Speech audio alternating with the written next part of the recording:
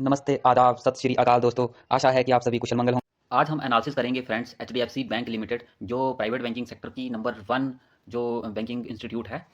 तो आइए जानते हैं इसके बारे में। The housing development finance corporation limited HDFC was amongst the first to receive an in principle approval from the reserve bank of India to set up a bank in the private sector. तो private sector में ये HDFC bank जो है ये first approval company है जिसने reserve bank of India से जो है वो अप्रूवल लिया। HDFC bank is a publicly held banking company. The bank was incorporated in August 1994। तो 1994 में जो है ये इनकॉर्पोरेट हुआ in the name of HDFC bank limited with its registered office in Mumbai India में इसका जो है रजिस्टर्ड ऑफिस है। It is engaged in providing a range of banking and financial services including retail banking, wholesale banking and treasury operations. तो ये treasury operations में भी काम करती है और जो रिटेल बैंकिंग या होलसेल बैंकिंग तो का काम तो करती ही है। It is promoted by HDFC limited which which which has 19.32% stake as on September 30th 2020. Currently HDFC Bank Limited HBL is the largest private sector bank in India. तो जो HDFC bank जो है वो लार्जेस्ट बैंक है private sector का India में आज के टाइम में। तो आइए दोस्तों अब इसके की पॉइंट भी चेक कर लेते हैं। तो की पॉइंट में इसमें बताया गया है कैपिटल एडेक्वेसी रेशो जो है इसकी 18.9% है। और फ्रेंड्स इसके आगे हम चलते हैं तो हम देखेंगे कि इसकी मार्केट कैपिटल कितनी है। तो मार्केट कैपिटल इसकी 8,85,952 करोड़ की इसकी जो है वो मार्केट कैपिटल है। लार्ज कंपनी है ये, एक निफ्टी 50 का पार्ट है ये कंपनी। करंट प्राइस देखें इसका तो 1,588 रुपये चल रहा है। और जो उसने 52 week I think 52 week high low ही होता है ये। तो 52 वीक हाई और लो जो है वो 1,722 और ये हाई है, और जो लो इसने लगाया है वो 1,272 रुपये का लो दिखाया है अभी। स्टॉक पीई 20.2 और जो कि अच्छी है प्राइस टू अर्निंग रेशो। तो बुक वैल्यू जो है शेयर की 446 है। Dividend yield 0.98%। R O C E 5.83। R O return on equity जो है वो है 16.6।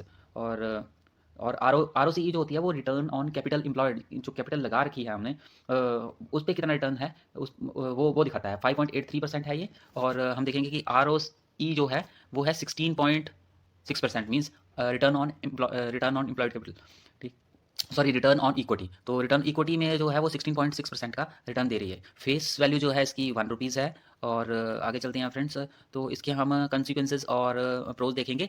तो इसमें बताया गया है company has delivered good profit growth of 20% CAGR over last 5 year. ये बहुत पॉजिटिव साइन है इसका कि इतनी बड़ी कंपनी होने के बाद, इतना बड़ा बैंक होने के बाद और इतने मतलब इतने टाइम से काम करने के बाद इसकी ग्रोथ काफ़ी हो चुकी है। मतलब लार्ज कैप में आ रही है ये कंपनी और उसके बाद भी ये ग्रोथ 20% CAGR दिखा रही है पिछले लास्ट जो 5 साल हैं, 5 साल से। तो इसके कॉन्सिक्वेंसेज देखते हैं। तो stock is trading at 3.56 times it's book value. तो इसमें बताया गया कि जो इसकी पीवी रेशो है, प्राइस टू बुक वैल्यू है, वो है 3.56%। ठीक, तो बैंकिंग सेक्टर में ये नॉर्मल है और लार्ज कैप कंपनी है तो इतनी ये ठीक है प्राइस टू बुक वैल्यू मेरे हिसाब से। Company has low interest coverage ratio. ठीक, तो इसमें ये कॉन्सिक्वेंसेज भी दिखाया गया है कि कंपनी जो है, कंपनी की इंटरेस्ट कवरेज रेशो जो है वो कम है। इसमें ये इंटरेस्ट कवरेज रेशो जो देखी जाती है वो देखी जाती है लोन और प्रॉफिट इन चीज़ों के हिसाब से। ठीक, कि अगर कंपनी जो है वो लोन लोन क्यों पैसे तो बैंकिंग सेक्टर का जो मेन जो पैसा वहाँ से आता है वो लोन से ही आता है। वो पब्लिक से या कहीं से लोन लेती है और आगे फिर जो है लोन प्रोवाइड करती है। तो इंटरेस्ट कवरेज रेशो जो देखी जाए तो इसमें कम दिखाई जा रही है कि कह रहे हैं बताया जा रहा है कि कम है इसमें। तो इसमें सुधार की ज़रूरत है। Contingent liabilities of one sorry इसमें 1,45,766 करोड़ की इसकी कंटीजेंट लाइबिलिटीज़ हैं। तो कंटीजेंट लाइबिलिटीज़ भी बहुत दिखा रहा है इसमें। बट क्योंकि एक लार्ज बैंक है और इसमें जो इसकी कैपिटल ही वो 8 लाख करोड़ से ऊपर है तो मे बी ये थोड़ा ऊपर नीचे होती रहती है कंटीजेंट लाइबिलिटीज़ का मीन्स पर मतलब ये होता है कि अगर कोई स्पेसिफिक सिचुएशन जो है, मतलब या कोई घटना घटती है या कोई स्पेसिफिक सिचुएशन क्रिएट होती है तो तब ही ये लाइबिलिटी जो है वो बैंक की क्रिएट होगी, नहीं तो ये जो है रियल लाइबिलिटी नहीं है। ठीक, company might be capitalising the interest cost. ठीक है, और इसमें लास्ट जो पॉइंट बताया गया है earning include an other income of 32,688 crore. तो इसकी अर्निंग इंक्लूड मीन्स इसके जो अदर इनकम से भी जो है काफ़ी पैसा आ रहा है 32,688। ठीक, आगे चलते हैं फ्रेंड्स, तो हम देखते हैं कि ये इसका नंबर कितना है। तो प्राइवेट सेक्टर में आप देखेंगे कि एचडीएफसी बैंक जो है वो एक नंबर 1 बैंक है, और उसके बाद ICICI bank, Kotak Mahindra bank, axis bank, IndusInd bank, IDBI bank या येस बैंक ये आते हैं। बट एचडीएफसी बैंक जो है वो नंबर 1 बैंक है इस प्राइवेट सेक्टर का, जिसमें आप देख सकते हैं कि इसकी कैपिटल जो है वो है 8,85,951। ठीक, आईसीआईसीआई की लगभग 6 लाख करोड़ की कैपिटल है, कोटक की 3.5 लाख की कैपिटल है। तो ये नंबर 1 बैंक है अपने सेक्टर का। चलते हैं फ्रेंड्स इसके क्वार्टरली रिजल्ट्स पे। हम देखेंगे कि इसकी रेवेन्यू जो है वो लास्ट क्वार्टर से कितनी इंक्रीज़ हो रही है। तो दिसंबर 2019 में जो है वो इसकी रेवेन्यू थी वो लगभग 31,000 करोड़ के प्लस थी। ठीक, 31,000 करोड़ प्लस, और मार्च 2020 में 31,795, लगभग लगभग 32,000 करोड़ के पास आ चुकी थी। ठीक है, और लगातार इसमें देखें तो फिर इसकी रेवेन्यू जो है वो लगभग कंसिस्टेंसी थी उसमें। कंसिस्टेंसी के बाद जो है वो इसकी रेवेन्यू जो है पिछले कुछ क्वार्टर में वो बढ़ी है। आप देख सकते हैं कि सॉरी आप देख सकते हैं दिसंबर 2022 तक इसकी जो रेवेन्यू है वो दिखा रहा है 45,000 करोड़ की। तो आप देख सकते हैं पिछले 2 सालों में जो है वो रेवेन्यू कितनी इंक्रीज़ हुई है इसकी। ठीक, और इंटरेस्ट जो है इसके देखे जाएँ, इंटरेस्ट एक्सपेंस में आते हैं ये। तो इंटरेस्ट क्योंकि इसकी रेवेन्यू या इसकी लोन बुकिंग ज़्यादा, लोन जो इसमें उसकी बोरोइंग्स जो हैं ज़्यादा बढ़ रही हैं, तो नेचुरल सी बात है इसका इंटरेस्ट भी जो है वो बढ़ेगा। तो इंटरेस्ट जो है करंट जो दिसंबर 2022 में है इसका इंटरेस्ट वो है 20,505। ठीक, एक्सपेंसेस जो हैं इसके वो भी कंटिन्यू बढ़ेंगे, क्योंकि अगर अगर पूरी बैलेंस शीट जो है वो ग्रो कर रही है। ठीक, तो नेचुरल सी बात है एक्सपेंसेस भी इंक्रीज़ होंगे। तो हम ओवरऑल देखेंगे कि फाइनेंशियल प्रॉफिट जो है वो बढ़ रहा है या नहीं। तो हम देख सकते हैं कि पिछले 4-5 क्वार्टर से अच्छा जो है वो ग्रोथ हुई है इसमें फाइनेंसिंग प्रॉफिट में। ठीक, तो आगे चलते हैं फ्रेंड्स।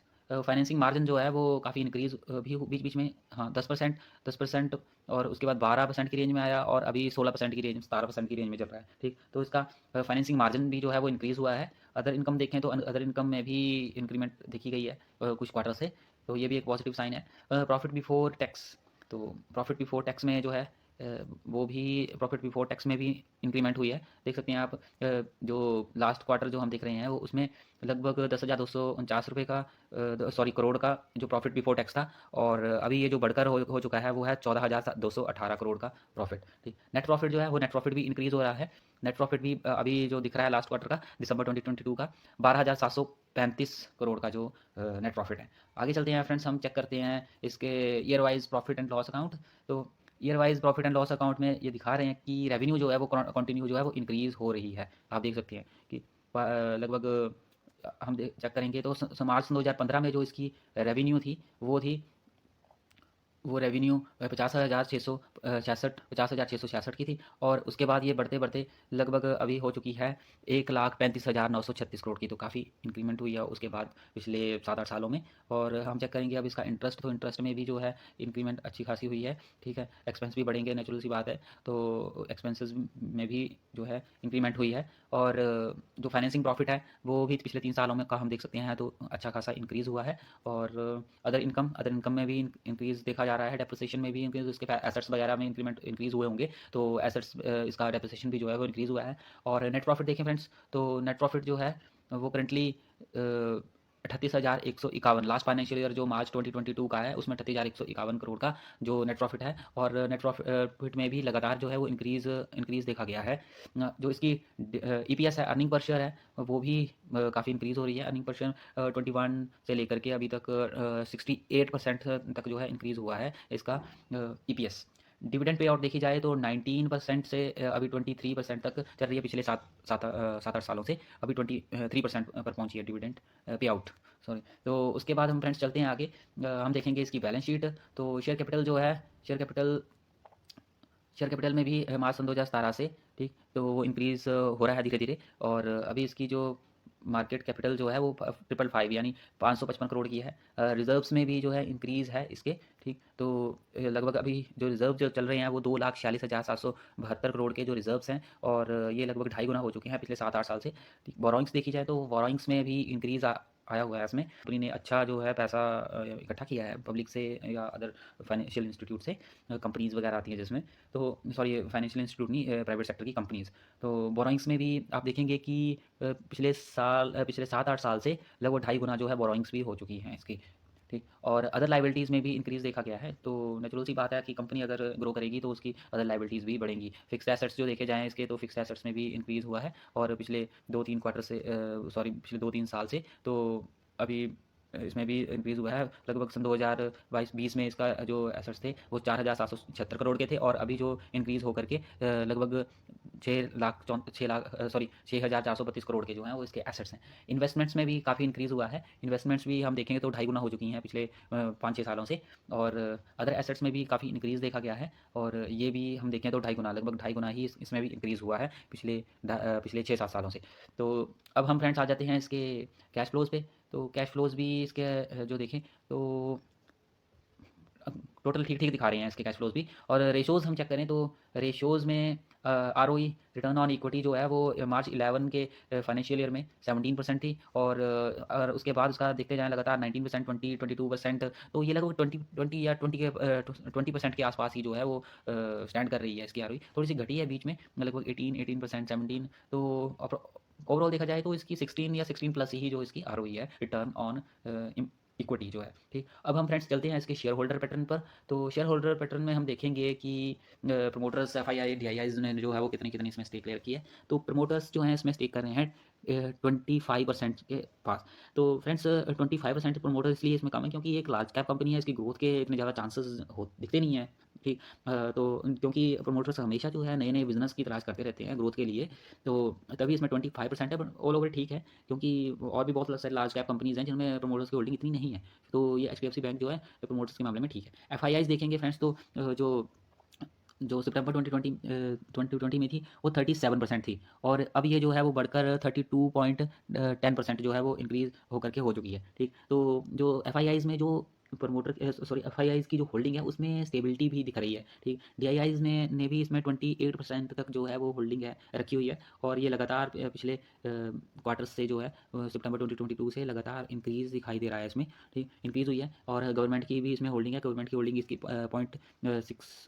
16% है, और पब्लिक की जो होल्डिंग है वो पब्लिक की होल्डिंग इसमें दिखा रहे हैं कि 14% है, ठीक। तो उसमें भी काफ़ी स्टेबिलिटी नज़र आ रही है पब्लिक की होल्डिंग में भी। तो कुल मिला के एवरेज चार्ट है ये, ठीक। तो और ये लार्ज कैप कंपनी में ये ठीक माना जाता है, ठीक। प्रमोटर्स को देखें तो प्रमोटर्स की जो होल्डिंग है वो प्रमोटर्स कौन कौन से हैं इसमें, housing development finance corporation limited, HDFC जो लिमिटेड है वो इनका एक ग्रुप का एक अलग पार्ट है, तो वो उसकी होल्डिंग है, ठीक। तो 19% तक वो होल्ड कर रहे हैं। HDFC investments limited indirect foreign holdings, ठीक है। तो ये इनडायरेक्टली जो फॉरेन होल्डिंग्स है एचडीएफसी इन्वेस्टमेंट लिमिटेड की, वो हैं 6.5% से ऊपर। HDFC holding limited indirect foreign holding ये जीरो दिखाया गया है। एफआईआईज जो है वो एफआईआईज की होल्डिंग देखें तो इसमें मेन कौन कौन है, एरो पैसिफिक ग्रोथ फंड ने इसमें होल्डिंग लगा रखी थी, बट उसने अपनी होल्डिंग अब बेच दी है, 0% पे हो चुके हैं अभी, ठीक है। तो यस हम चेक कर लेते हैं कि यस मार्च 2022 में इसने अपनी होल्डिंग जो है वो सारी की सारी बेच दी हैं एरो पैसिफिक ग्रोथ फंड ने। गवर्नमेंट ऑफ सिंगापुर भी इसमें इन्वेस्टमेंट कर रही हैं, वो कर रहे थे सॉरी, तो अभी इसकी होल्डिंग को शो नहीं हो रही है, तो आई थिंक इसमें उन्होंने भी अपनी होल्डिंग बेच दी होगी। डीआईआईज जो है वो, उसमें डीआईआईज में कौन है, एसबीआई निफ्टी 50, ठीक। एसबीआई ईटीएफ निफ्टी 50, एलआईसी, एसम non par, life insurance corporation of India, ठीक। इन्होंने अपनी, इनकी होल्डिंग दिख नहीं रही है अभी, तो हो सकता है इन्होंने बेच दी हो, ठीक। HDFC trustee company limited, HDFC balanced advance fund, तो ये हैं, और ICICI potential blue chip fund, UTI Nifty exchange traded fund, HDFC, तो काफ़ी जो फंड्स हैं उन्होंने भी जो है वो होल्डिंग जो है वो रखी हुई है अपने पास। और काफ़ी ऐसे भी हैं जिन्होंने अपनी होल्डिंग बेच दी है, जैसे ICICI potential life company limited का नाम आ रहा है, आईसीआईसीआई पोटेंशियल, यस ये दो कंपनीज का नाम आ रहा है, तो उन्होंने भी अपनी होल्डिंग जो है वो अभी बेच दी है, ये दिखाया जा रहा है। गवर्नमेंट जो है अभी इसमें 0.66 की अभी स्टेबल जो है वो होल्डिंग रख रही है। और पब्लिक में देखा जाए तो पब्लिक में अभी किसी का नाम नहीं बताया जा रहा है कि कौन कौन है जो इन्होंने होल्ड किया है। तो ये फ्रेंड्स इसकी जो शेयर होल्डिंग थी। और अब हम चेक कर लेते हैं फ्रेंड्स इसकी वेबसाइट। तो वेबसाइट जो है उसमें दिखा रहा है इन्वेस्ट इन जो saving account for the digitally save you, ठीक है। तो जो सेविंग अकाउंट जो है पर्सनल सेविंग अकाउंट इसमें ओपन कर सकते हैं। Invest in stock mutual fund, Aadhaar plus video KYC is equal to instant account, ठीक है। तो इंस्टेंटली जो है ओपन सेविंग अकाउंट जो है कर सकते हैं, इसकी फैसिलिटी ले सकते हैं आप, ठीक। और रेगालिया गोल्ड जो आप कार्ड जो है वो इसमें बनवा सकते हैं, best in class benefits on reward redemptions, ठीक है। शॉपिंग कर सकते हैं, इससे ट्रैवल कर सकते हैं इसके, ठीक है। और need money get it quickly with our personal loan, ठीक है। तो आप जो है वो पर्सनल लोन ले सकते हैं इससे। कोलेक्ट्रल फ्री लोन है ये अप टू 40 लाख तक का,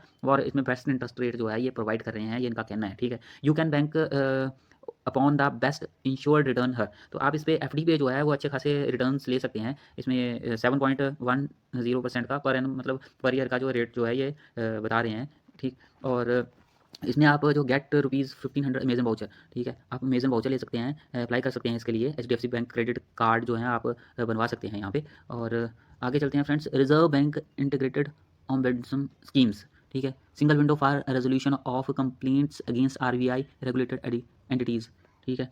तो आप इसमें जो है अगर आपने कंप्लेंट वगैरह से आपका इशू है कोई, तो वो जल्दी रिसॉल्व हो सकता है, इसमें आप ये बताया जा रहा है। और एनआरआईज़ के लिए जो है वो क्या सर्विसेज हैं वो भी फ्रेंड्स हम चेक कर लेते हैं इसमें। तो जो एनआरआईज़ के लिए बता रहे हैं कि आप जो है एनआरई अकाउंट जो है वो ओपन कर सकते हैं। इसके बेनिफिट क्या हैं? Fund are fully and freely repatriable, interest earned not taxable in India, जो और इसका इंटरेस्ट जो है वो टैक्सेबल नहीं होगा इंडिया में, ठीक। तो दूसरा जो है वो एनआरई सक्सेस में discover world class banking facility and priority investment solution, ठीक है। वर्ल्ड क्लास जो है कह रहे हैं बैंकिंग फैसिलिटी प्रोवाइड कर रहे हैं एनआरआईज के लिए, और जो इन्वेस्टमेंट्स सोल्यूशंस हैं उसमें भी प्रायोरिटी इन्वेस्टमेंट सोल्यूशन भी दे रहे हैं, ठीक है। और उसके लिए आप अप्लाई कर सकते हैं, ये यहाँ बताया जा रहा है। और अगर देखें तो perks of opening N R O account, तो एक एनआरओ अकाउंट की भी जो है वो फैसिलिटी जो है प्रोवाइड कर रहे हैं। Claim your benefit with the double tax avoidance agreement, ठीक है। तो आपको डबल टैक्स से अवॉइडेंस भी आपको फैसिलिटी मिल रही है, इसमें दिखाया जा रहा है। और low cost money transfer at competitive exchange rates, ठीक है। तो मनी ट्रांसफर में जो है वो लो कॉस्ट आ जाएगी और लो कॉस्ट होगी इसमें, ठीक। तो अब हम आगे चलते हैं एसएमई में, यानी स्मॉल एंड मीडियम एंटरप्राइजेस के लिए ये बैंक जो है क्या क्या फैसिलिटीज़ दे रहा है और क्या क्या बेनिफिट्स हैं इसमें, ठीक। तो gate loans payments online business solution and more with one app. तो इसमें जो है एसएमई के लिए एक ऐप जो है इन्होंने बनाया हुआ है, स्मार्ट हब व्यापार से, ठीक। तो आप जो एसएमई है वो इसका यूज़ करते हैं। बजट फॉर यू, तो जो बजट जो है वो आपको मिल सकता है इसमें। Knowledge that will power you business growth with budget 2023, her business होगा कामयाब। तो इसमें ये बजट भी प्रोवाइड कर रही हैं कुछ एसएमई में, छोटे स्मॉल एंड मीडियम एंटरप्राइजेस के लिए, ठीक। तो you grow your business, we will handle it growing needs, easy loan, digital solution, business knowledge, तो इसकी भी ये फैसिलिटी प्रोवाइड कर रहे हैं। तो अगला है create value with business insurance solution bye HDFC life. तो एचडीएफसी लाइफ इनकी अलग कंपनी है, तो इंश्योरेंस से रिलेटेड जो है सर्विसेज भी प्रोवाइड करते हैं, ठीक। अब चलते हैं फ्रेंड्स इसके होलसेल में। तो होलसेल सेक्शन में क्या क्या फैसिलिटीज़ जो हैं ये दिखा रहे हैं। तो होलसेल में ये पहले अपनी अचीवमेंट बता रहे हैं कि फिनोविटी 2021 अवार्ड्स में ये इनको विनिंग मिली है, ठीक। First and easy customs duty payment through HDFC bank. तो आप जो है वो जल्दी से जल्दी और इजीली जो है कस्टम ड्यूटी की पेमेंट कर सकते हैं एचडीएफसी बैंक के थ्रू, ठीक। और free 24/7 access to Apollo doctor on call and more. तो अपोलो डॉक्टर से आपको फ्री कॉल की सर्विस मिलेगी, आप फ्री कॉल कर सकते हैं, आप फ्री मेंबरशिप ले सकते हैं to Apollo health life for HDFC bank customers, ठीक है। तो हेल्थ से रिलेटेड भी जो है ये फैसिलिटी प्रोवाइड कर रहे हैं। अब हम इसका चार्ट एनालिसिस कर लेते हैं फ्रेंड्स। तो एचडीएफसी बैंक लिमिटेड का हम चार्ट में देख पा रहे हैं कि जो इसके पिछले 6 महीने का चार्ट चेक करते हैं, तो पिछले 6 महीने में इसने 12% की जो है वो ग्रोथ दिखाई है, ठीक। और वो भी इसने बिल्कुल मार्केट कंडीशन से जो है ऑपोजिट इसने ग्रोथ दिखाई है। 1 साल का इसका चार्ट चेक करें तो वो भी ग्रोइंग दिखा रहा है, 8% जो है वो इसने रिटर्न दिया है। और काफ़ी इसमें हल्के हल्के अप डाउन देखे जा रहे हैं, बट ऑल ओवर इसने जो है वो काफ़ी अच्छा रिटर्न दिया है। और अगर हम इसको चार्ट में 1 साल के लो और हाई में चेक करें तो लगभग ये 32% का जो है वो गेन दिखा रहा है, कैपिटल गेन दिखा रहा है। और 5 साल का हम अगर चार्ट चेक करें तो 5 साल में इसने 65% का रिटर्न दिखाया है, क्योंकि ये लार्ज कैप कंपनी है। तो लार्ज कैप कंपनी में इतने रिटर्न कुछ हद तक ठीक भी माने जाते हैं। और इसका 5 साल में लो और हाई चेक करें तो इसने लगभग 100% के रिटर्न दिए हैं। तो हमें ये भी चेक करना होता है कि हम कौन से प्राइस पे इसको खरीद रहे हैं, कौन से प्राइस पे बेच रहे हैं, क्योंकि अगर हम मार्केट हाई चल रही है और हम तभी बाइंग करते रहेंगे और उसको तब बेचेंगे जब मार्केट मतलब अपने मिनिमम या उसके कहीं लो पे है, तो उसमें प्रॉफिट होने के चांसेस बहुत कम होते हैं। आप इसमें चार्ट में 5 साल का देख सकते हैं कि 5 साल में जब कोविड की शुरुआत हुई तो ये काफ़ी लो प्राइस पे मिला था ये शेयर, ठीक है। आप चेक कर सकते हैं, ये मिला था लगभग 800 रुपये का, ठीक है। और ये टोटल जो हाई गया था ये गया था लगभग 1700 के पास। तो इसमें काफ़ी अच्छा रिटर्न कमाया है लोगों ने, अगर अच्छे से उन्होंने डिसीजन लेकर के इन्वेस्ट किया है टाइमली। और हम चेक करते हैं फ्रेंड इसका मैक्सिमम चार्ट। तो आप मैक्सिमम चार्ट देखेंगे फ्रेंड्स, इसका कितना प्यारा चार्ट है, ठीक है। ग्रीन एंड ग्रोइंग चार्ट, ठीक, लगातार ग्रो कर रहा है, ठीक है। तो ऐसा ही चार्ट जो है हमें हमेशा देखना होता है, ऐसे ही चार्ट में हमें इन्वेस्ट, ऐसी कंपनी में हमें इन्वेस्टमेंट करना होता है फ्रेंड्स। तो देख सकते हैं आपकी इसका कितनी मतलब जैसे टेक ऑफ ले रहा है। चैनल को सब्सक्राइब करें दोस्तों, मिलते हैं नेक्स्ट वीडियो में। Thanks for watching the video.